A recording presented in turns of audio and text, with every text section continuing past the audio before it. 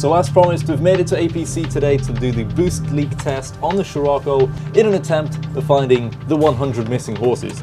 Because that's in the intake manifold, would it go past the throttle body? Yeah, everywhere, yeah. Test everywhere? Okay. No fluid maybe. Oh, should we go to a vape shop?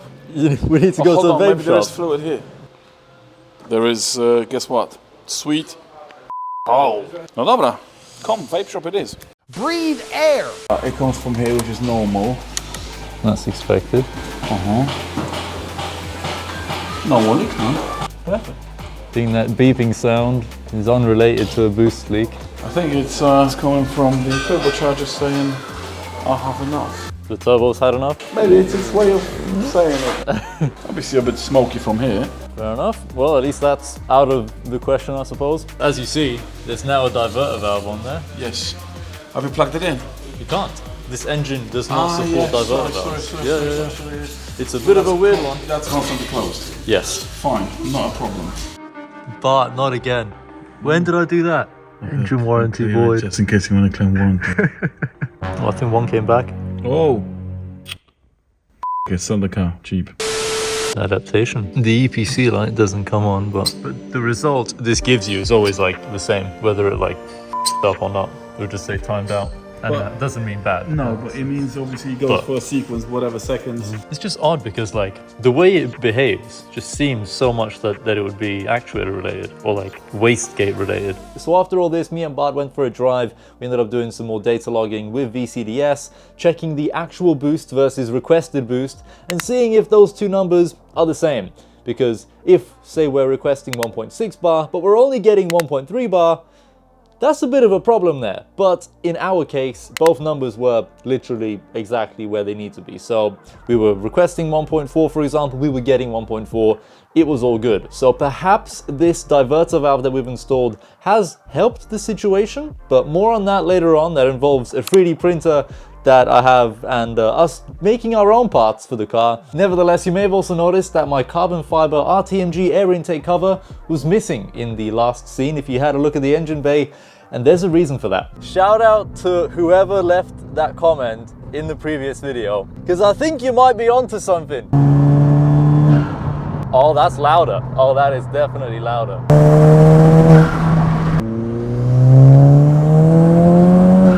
The only problem is the car right now is not making very good power for whatever reason. I'll try cycle ignition.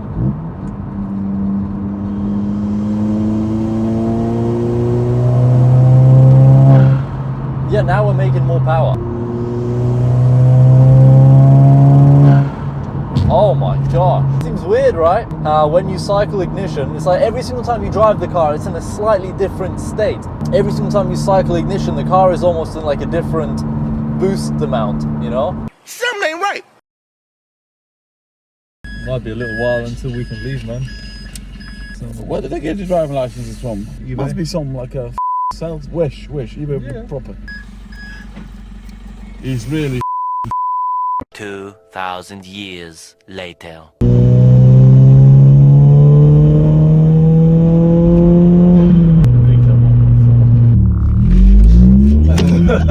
Not this time. Not this okay, time. you beat me to it. Me and Bath come back 261, which is Bang on. So there must be something wrong with the dyno, mate. No. Yeah. It's a bit of a white spot. Dear viewers, no drugs have been taken nor endorsed. Apart from a bit of Yeah, just sprinkled into the fuel system to make 300 wheel horsepower. That's what you need to put in. It'll get. That's the secret that these guys are doing. Vicks Vapor Rub. Vapor rub.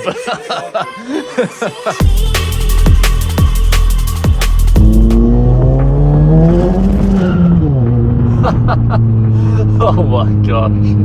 Even with the anti-lift kit and some good tires, this thing is spinning up, man.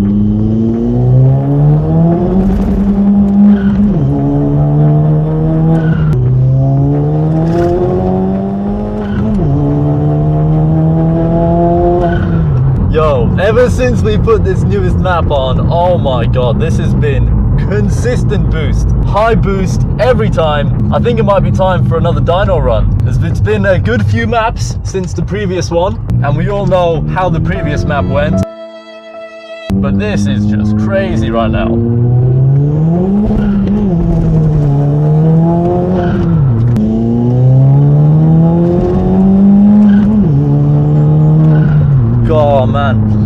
You know, with the diverter valve, dude, the way this picks up from like gear to gear now, there's no downtime, you know? You go from second into third and it's right back on boost. And this is with a piece of diverter valve that's not even like a OEM factory one. Well, it is, but it's like a fake version that I bought on Amazon for like £15. The only problem is right now, I don't actually know how much boost we're making, but it is requesting the same amount of boost. Because the problem we had beforehand, when me and Bart went out and we done a bunch of data logs, we noticed like the requested boost was changing. But since putting this map on, it's no longer a factor.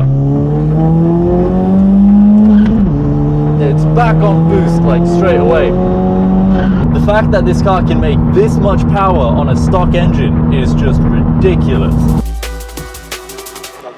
Here we have a whole bunch of diverter valves and PCV to diverter valve systems that I've been prototyping and testing on the car. In fact, this one here, we actually done data logs with for the newest map. I'm surprised nothing bad actually happened, but it did begin to warp ever so slightly. However, I've since picked up a kilogram of ABS plastic, which I think is actually more commonly used in the automotive industry. We're gonna put this on the car today actually, and see how that gets on. And I think it's worth mentioning as well that we are finally selling the adapter kit for these IS-20, IS-12, IS-38 turbos to be strapped to this engine. It comes with all the necessary bits you need to mount the turbo, and we are still working on the oil lines, the charge pipes, the down pipes, all of this stuff I'm testing right now. These will be made out of aluminium in different finishes. They're gonna look absolutely sick. Right now, it's just a testing phase.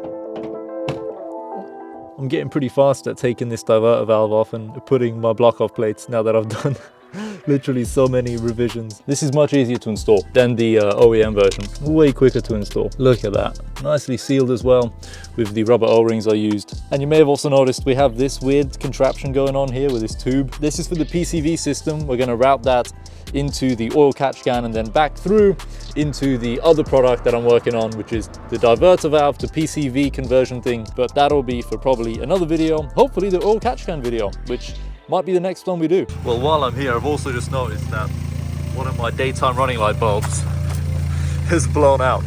So let's quickly swap that over.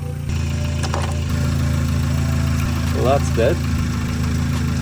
Hey, we have light, and look at that, we have 2 functional daytime running light bulbs. So I've been driving around for about 20 minutes. I've pulled over twice already, opened up the bonnet, taken the diverter valve off just to make sure everything is still intact. We're not warping, we're not melting inside of the turbo, else that would be a game over for this project. Yeah, I've been taking many precautions, or as many precautions as I can take whilst trying to test this part, I suppose. But yeah, so far so good. Should we do a pull? Let's do a pull.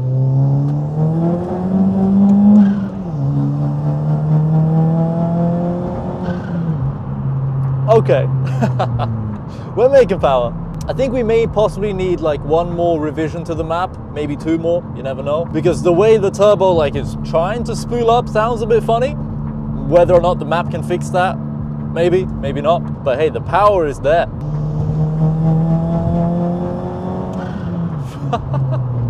It's like it goes to like 2 bar of boost. It's been performing absolutely spot on, full boost, no problems whatsoever. The moment of truth.